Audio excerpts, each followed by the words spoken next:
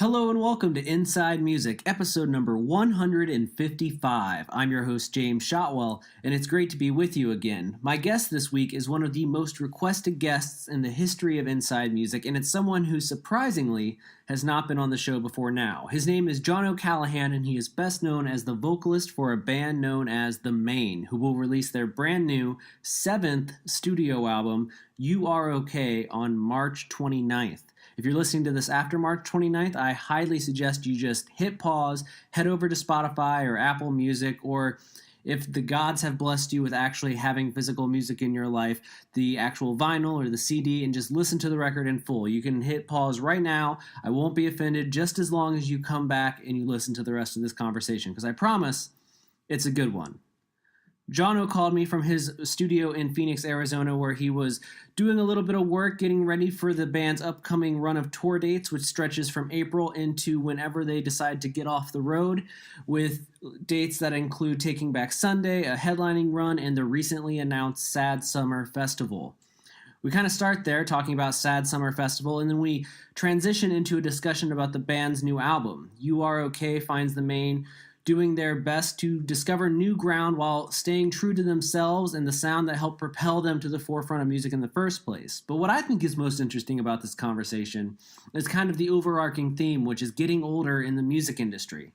The Maine is not a young band, and the members are no longer young men. They're all touching the age of 30, and as I said earlier, this is the group's 7th studio album. And because of that, how they approach each new release is changing.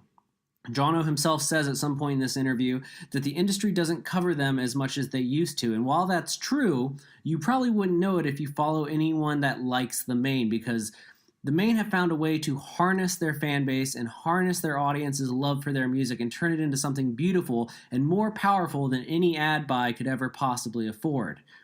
The band has their own music festival, 8123 Fest, and as I said, they're about to launch Sad Summer with their management company. And all of that is because the fans give a damn, for lack of a better word. And John is going to tell us a little bit about how that came to be, and he's also going to talk about where he sees himself going in the future.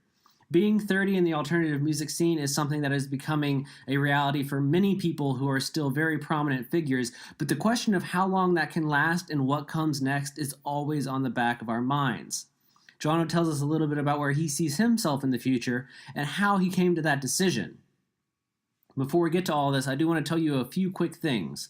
First and foremost, this episode of Inside Music, like all episodes of Inside Music, are brought to you by Holix, the music industry's leading promotional distribution company. And what that means is that Holix works with record labels, managers, publicists, and independent artists from all over the world to share new and unreleased music without fear of piracy. To learn how they do this and gain access to a free 30-day trial, visit Holix.com. And when you get there, go to the upper right-hand corner, click the sign up button, choose a plan that works for you, and get to promoting. If you don't like it, cancel at the end of the first month and you will not be charged. But if you do like it, and I sincerely think you will, then go ahead and keep promoting. You'll be promoting on the same platform used by artists like Chance the Rapper, Blink-182, Metallica, Niall Horan, A Perfect Circle, and thousands more.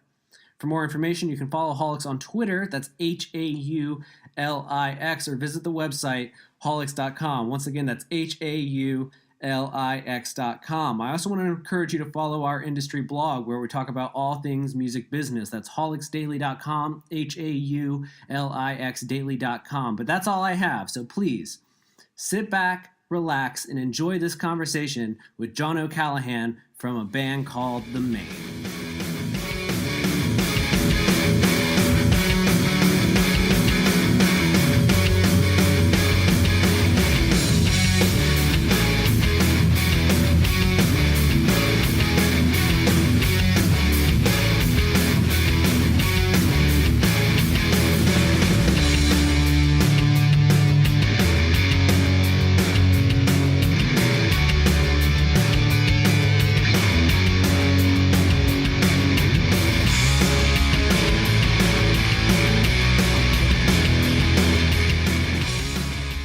Raining here in the Midwest, and it's pretty miserable. How is it out there?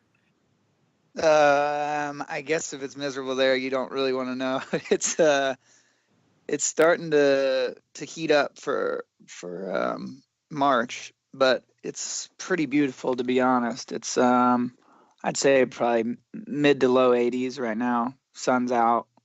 Um, Yeah. yeah, it's just we normally by this time of the year it's really warm. Um, but the sun honestly just feels really good right now. So it's a good time out here. You're right. I probably shouldn't have asked. Yeah. How are you feeling right now? You guys are having like the biggest month maybe of your career right now between the albums coming out, you have songs coming out, and then you announced the festival yesterday. Like, where's your mind at right now? Oh man. I would say I'm anxious in multiple ways of the word. I've been just like I don't know. We've kind of had a lull as far as obviously our touring schedule, so we've been home. Um, and in the interim between releasing the record and going on tour, we've kind of had quite a bit of downtime for us, which is a good thing, but it's also at the same time can be a bit maddening. Especially when you're not 100% how people are going to receive the record, and there's a lot of unknowns. But to have all of the announcements that we've just made, having the support from people already just vocally on the internet is it's a really good sign. Um, but to be honest, I'm just ready for this record to be out. I think we got 9 days left, and I'm just really excited for people to hear it and formulate their own sort of opinions about it. Well, I've been following the response to all the singles so far, and people seem to be loving what you've put out thus far. So I think you're in a good standing heading into the album release. I don't think it's one of those like this hasn't worked so far, maybe the whole album will work scenarios. Yeah, it's definitely a good place to be, and it's gratifying. We spent so much time recording and writing and um, creating the album that we're glad people are giving it a chance, and hopefully people digest the album in its entirety as it was meant to be. So yeah, it's we're definitely fortunate for sure. I want to talk about the album, but I feel like we should just address the festival first because that was the big thing that people are kind of talking about in the last 24 hours, and I think it's fresh in everyone's mind. So, Sad Summerfest. Can you give me like the Marvel origin story version of how this came together? Well, I mean, obviously the the big kind of I guess catalyst that sparked the idea was Warp Tour being done. But more than that, we've always wanted to do a multiple band bill, to where we could actually like I don't know. You sometimes, especially doing headliners, you get you tend to only play to your audience, your crowd, and we love headlining, but it's also really imperative that we're pushed out of our comfort zone, and we're forced to play in front of people who have no idea who we are as a band, and what our sound is. So I think we've had that idea sort of floating in the atmosphere for a while. And when we were on Warp Tour, this past one, we got into the ear of guys from Mayday and guys from State Champs, and just started sort of chewing the fat and talking sort of in abstractions, just about, hey, we should do a big tour, and we'll figure out. I think the big thing when you talk to bands that can bring thousands of people, you start to get into the worries of like, well, is the money going to work? And for us, it's far more important to play in front of new people than to make a couple extra $100. So, I think it was a bunch of just timing, like fortunate timing events, and obviously having Warps no longer be around. This was just a good opportunity to sort of throw something together that felt a little more grandiose than just a headliner or like a co-bill for our band. So, Yeah, it sort of fell into place harmoniously, and after seeing how many people bought tickets yesterday, just in 24 hours, it's making us really, really hopeful for the summer. Absolutely. I'm mostly curious. I mean, all the bigger bands on the bill are great. I'm curious about how you ended up on Mom Jeans and Just Friends are two groups that I guess in the world of bands that you would expect the Maine to see out there with the Maine, those two definitely stand out. So how did those bands come onto your radar? I've been talking a lot about Just Friends on this show because I think that band is so cool, but I'm interested to know how they kind of came into your world. I think it's a bunch of different things. Obviously, having we're just one voice in several. Within the management, and then our booking agents, and then the other bands. Um, a lot of names were tossed around, and I think that it was important, first and foremost, to try to come from a sort of a level of like compromise, I guess. So for me personally, my head is in the sand with a lot of like newer up and coming music, and I'm not sure if Just Friends is up and coming, but um, for me, it's really important to sort of get out of the way in a lot of instances where it's like I don't really have a dog in the fight. Um, but I trust and respect the opinions of the guys in Mayday and of the guys in State Champs and our booking agent Mike, and um, most importantly our drummer Pat. Like his ear is to the ground with a lot of this stuff. So I would say that if they're on the bill, it's because we, as in Pat, um, definitely gave it a nod and was excited about it. So I'm excited to share the stage with all these people, and honestly just hear them, to be honest. So No, it's exciting for me well, I too. think you're in for a treat. Let me tell you. Hell yeah, that's awesome.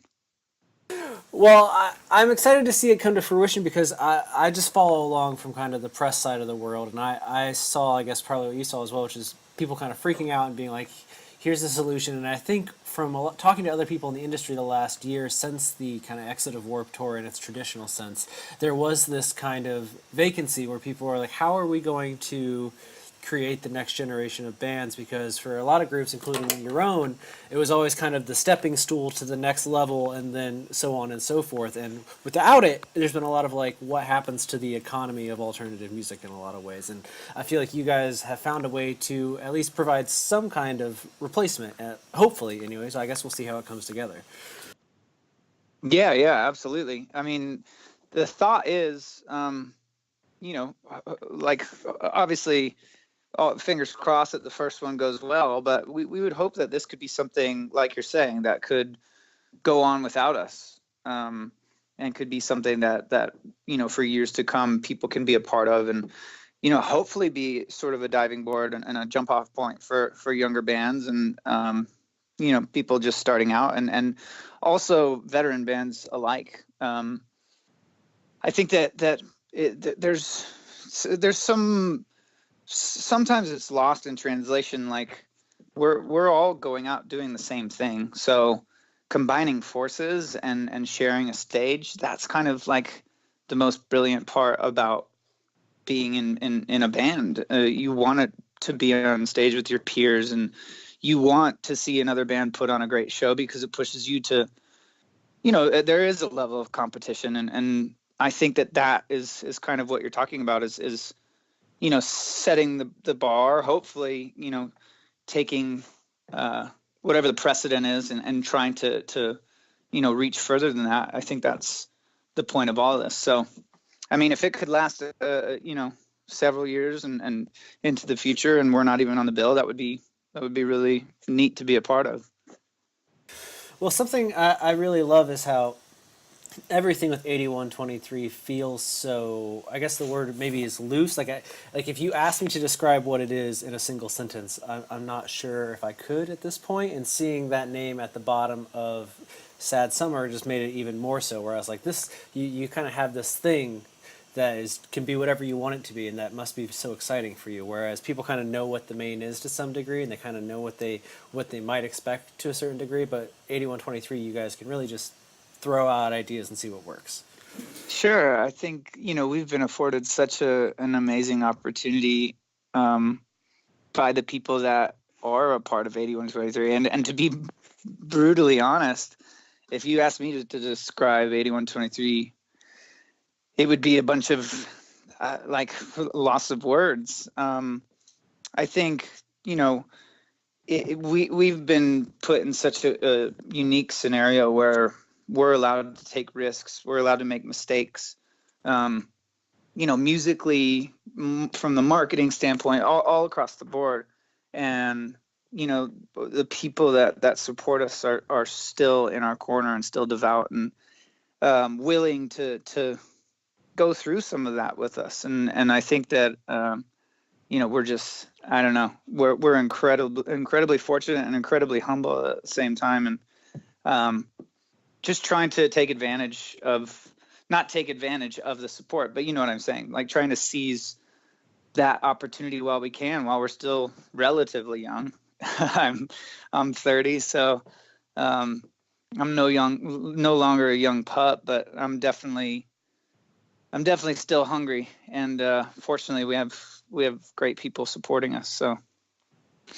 Yeah, I mean, 30's still young. It's funny because, I'm 31 myself, and you have this point when you're young. I feel like when I was just starting off in music over a decade ago, I didn't really know anyone that was 30 years old and working in music. And now you're that age, and you're like, oh, I'm that person I didn't know 10 years ago. I think that's success. Like now you are 30 and you're still in music.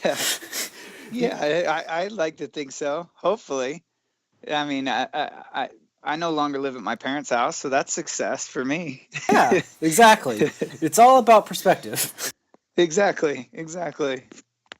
Well, I want to talk a little bit about the run of show you guys have coming up. I think how you're rolling out this album is so interesting in terms of the touring. You guys have this headlining tour, you guys have Sad Summer, but to kick things off, you're doing this one New York City show in, I guess, 8 days, so like a week from now, and then you're flying overseas just a couple of days after that, and then you start the Taking Back Sunday run. Are you just knee-deep in rehearsal right now, or do you guys not practice too much going into a tour? We actually start tomorrow. And the idea just behind that first week is, well, we got this opportunity with Taking Back Sunday, and we sort of, we obviously knew we're good friends with those guys, and we've had the pleasure of touring with them before, and we just felt like we've never really done a record cycle where we give people a chance to listen to the music and really dive in. And then do a headliner a couple months later. So this Taking Back Sunday tour was a perfect opportunity to sort of softly roll it out. And I think the idea behind the first week of shows is to try to generate the idea that we're sort of everywhere at once. So going from New York all the way over to Europe and the UK, we just felt like it was a good way to get feet on the ground, because you can sort of generate as much as you can online. But I think it's really important for people to see you actually in physical locations. And I'm really excited. I'm again, that anxious kind of feeling comes up, but I'm really excited to let people sit with the record and then be able to play tunes and hopefully have them, go over that much more smoothly, I guess, live. But at this time, we're generally like a week out before a tour is when we start rehearsals and really start to ramp things up. Now, with that new kind of outlook on putting the album out, do you think that'll afford you the opportunity to, I guess, bring more of the album into the live setting? Because I've run into this all the time where you have a band that's putting out songs while they're on the road, right before they head into the road, and they're like, we recorded the songs and then we had to go on the road, and there wasn't a lot of like practice to play the songs live. And you guys kind of have that chance now with this record. Do you think you'll be bringing out more material because of it?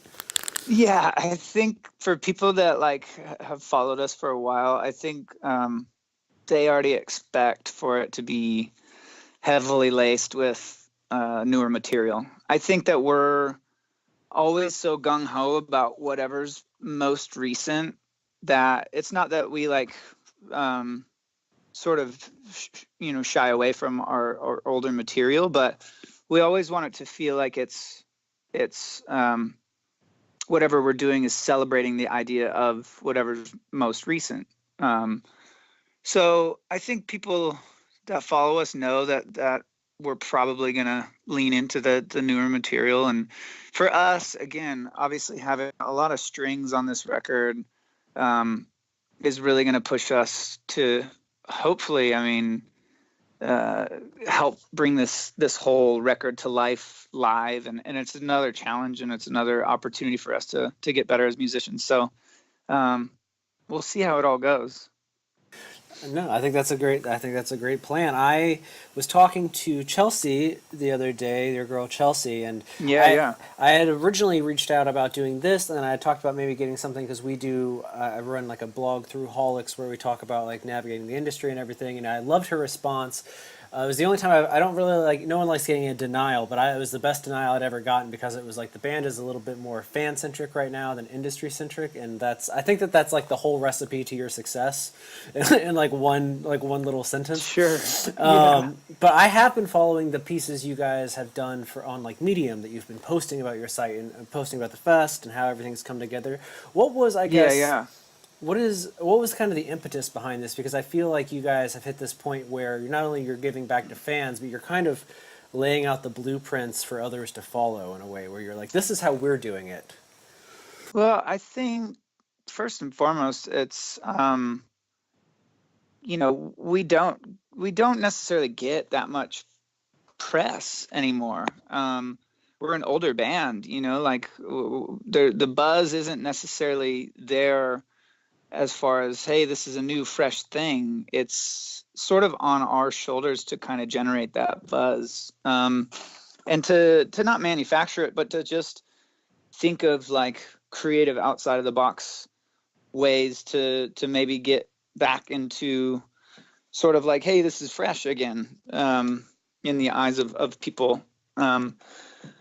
So, the Medium stuff, and we just did a cover song by Halsey, and, we're just trying to do as many things on our own to try to like sort of get that hype going.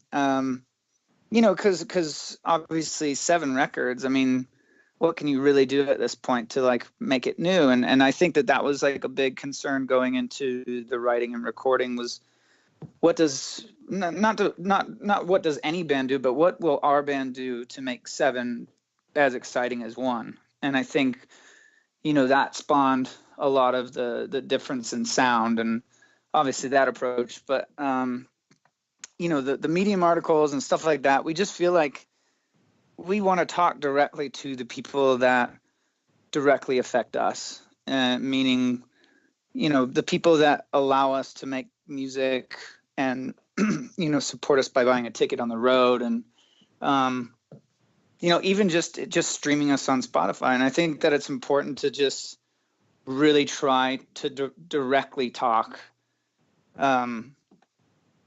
So I don't know, it's just we're sort of like you said, we're making it all up. It's very loose, and it's very I guess intuition based, and we're just sort of, I guess, flying by the seat of our pants at this point.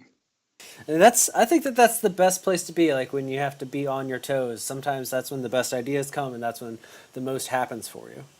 Sure. Yeah. I think, you don't really plan for life. And I actually, that's a shameless plug, because that's one of the lyrics in one of our songs on the record. But, I think it's true. You don't really you just sort of have to adapt. And I think that that's one of the bigger things that we've learned by being in this band is just it all happens, and how you react and how you adapt is sort of a testament to the character that you have. And we're just trying to build each other up and be a foundation for one another, and hopefully share a little bit of something with the people that have given us so much.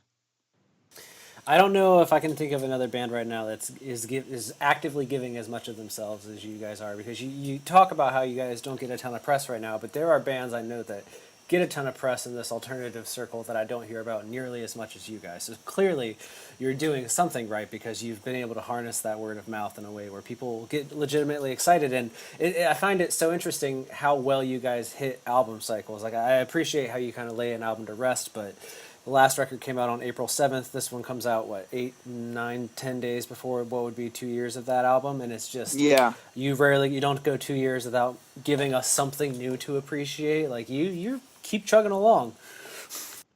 It's definitely becoming more and more taxing, but I think that the idea that it's still so, I guess there's still the struggle that there was from day one writing records. I think that means that it still means so much to us, and I think that's a great sign, all things considered. So. Yeah, it's all exciting, I guess. Well, speaking to the idea that you don't plan for life, does your mind ever wander to what your life would be in a world where this era of your life is laid to rest, or the band takes that break? I mean, you're going on tour with Taking Back Sunday, that's a band I love, and I mean, everyone loves Taking Back Sunday, I feel like, to some extent. But I know that even in that circle, like, Adam is about to get his degree in engineering, and it's always funny to me to think of Adam Lazara being like, I need to have a degree in engineering. Like, I gotta plan for that next thing. So, having been with them and know them so well, do you ever think of, like, what would maybe the next chapter of your life look like? I think about that all the time, to be honest. I think for me personally, it's different, I'm sure, for all five of us individually. For me, I've always had a passion for music, but I feel like it's become more of a thirst at this point, like something that needs to be, I guess, something that needs to be satiated, like something that needs to be quenched. So I think, I mean, not I think, if this all were to sort of disappear, music is definitely where I'm going, no matter what. In some capacity, I love production. I love songwriting. I love like I've been doing a lot of hip hop production right now, just like for fun on my own. The stuff that it just excites me, sort of discovering new things about songs and about music that I had no idea about before is I don't know, what keeps me coming back and what keeps me excited. So for me personally, music is where I would stay no matter what, in some capacity. I love that. You've got the bug, and now you're a lifer. It's Absolutely. What else? What else? I have that same fear where I'm like, what am I going to do if this goes away? And I'm like, I honestly don't. I'm just going to keep planning that it's going to continue in one way, shape, or form, and we'll figure it out as it comes. And if you really think about it, when you sort of, at least for me, when I started in this world, you never think that it's going to go past that first summer or whatever it is, and I think what this has shown me is if there really is a will, you will find the way. And I think that not only just music, but life in general, whatever you put in, you really will get out. And you've found these ways of sort of overcoming these obstacles and putting to rest a lot of fears. And I think that's, a super valuable lesson that music has afforded me. And I think that, you just figure it out as you go. You make it up, you figure it out, you pretend like you have a few answers, and then you learn along the way. You try to be as vigilant in the idea of listening and learning, and sort of everything sorts itself out. And above all else, you are okay. Just remember that. Exactly. Exactly. We got to bring it full circle. Absolutely. All right, man. Well, the album comes out March 29th. You guys are pretty much, I assume, just on the road till the end of the year at this point after that. Like 3 days after that, it just begins and never ends. Exactly. I know. It's one of those things that I'm sure, I missed being on the road for sure. And then by the end of this thing, you'll be like, oh gosh, where's my bed? So I'm really, really excited to jump back out and get my feet wet again. Well, I am going to see you guys in Minneapolis on those shows. I'm actually going to be there visiting for work at the same time. So I'll see you in like a month in a few days. Perfect. Look forward to it. Absolutely, man. You have a great afternoon, and I hope the rest of your day goes well. Hey, likewise. I hope the rain stops for you. It's actually snowing now, so Oh God. technically Well, it stopped. The rain stopped. Yeah. All right, Exactly. man. You have a great day. All right. Be well. Bye.